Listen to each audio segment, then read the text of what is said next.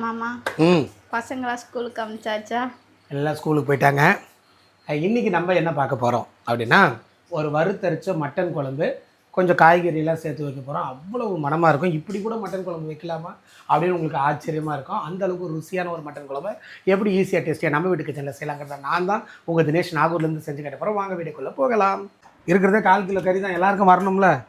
ஒரு 1/4 kilo mutton எடுத்துருக்கோம். சின்ன அளவுக்கு இஞ்சி, அதே அளவுக்கு பூண்டு, மஞ்சள் ரொம்ப இல்லை, சின்ன சட்டிக்கு அளவு, கறி முங்குற அளவுக்கு தண்ணி, இதில் உப்பு ரொம்ப கம்மியாக, ஒரே ஒரு ஸ்பூன் நெய் விட்டுங்க. குழம்பு செம்ம ருசியாக இருக்கும். அடுப்பு பற்ற வச்சு இது பாட்டு இது 6 விசில் வரட்டும். மற்ற மசாலாலாம் நம்ம ரெடி பண்ணலாம். ஒரே ஒரு ஸ்பூன் ஆயில் விட்டுக்கலாம். 2 ஏலக்காய், 2 கிராம்பு, சின்ன பீஸ் 2 பிரிஞ்சி இலை, ஒரே ஒரு மராட்டி மொக்கு, இது வந்து பார்த்திங்கன்னா கல்பாசி சின்ன பூ, மிளகு சைஸுக்கு ஜாதிக்காய், பட்டை ஒரு 5-6 துண்டு, சோம்பு இவ்வளோத்தையும் போட்டுங்க. ஒரு கைப்பிடி அளவுக்கு தனியா, ஒரு ஸ்பூன் வரைக்கும் கசகசா, 10 முதிரி பருப்பு போடணும், 2 தான் இருக்குது, துண்ணுட்டாங்க போல எல்லாத்தையும். அருமையான வீடு. 10 பச்சை மிளகாய் போட்டுருங்க. நல்ல பெரிய கைப்பிடி அளவுக்கு தேங்காய் பூ, இதெல்லாம் சேர்ந்து கமன்னு வரணும் வாசனை. விசில் வர ஆரம்பிச்சிருச்சு. ஒரு 6 விசில் வரட்டும். இந்த பக்கம் பார்த்திங்கன்னா நல்ல பொன் நிறமாக மாறிடுச்சு.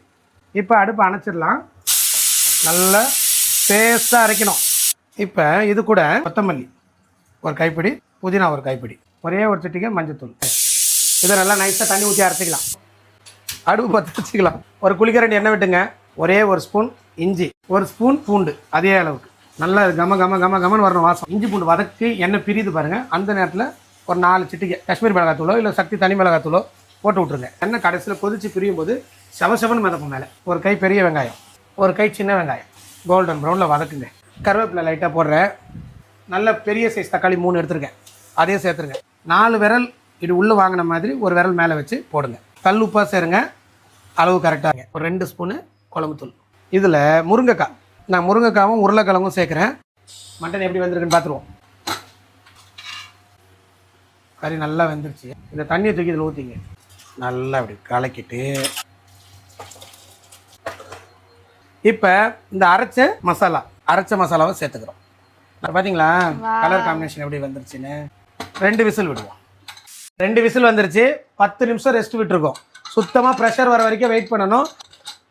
இதை பாருங்கள், நல்லா கமன்னு இருக்கிற மட்டன் குழம்புல இன்னும் கொஞ்சம் கொத்தமல்லியை போட்டு ஒரு கலக்கிட்டு மட்டன் குழம்பு ஊற்றி, எந்த காலத்தில் என்ன புண்ணியம் பண்ணது தெரியல, இந்த காலத்தில் நான் சமையல்காரனாக பிறந்துட்டேன். நல்லா செஞ்சு சாப்பிட்டுனேங்கிறேன். தேங்க்யூ ஸோ மச் ஃபார் வாட்சிங். நெக்ஸ்ட் வீடியோவில் பார்க்கலாம். பாய்.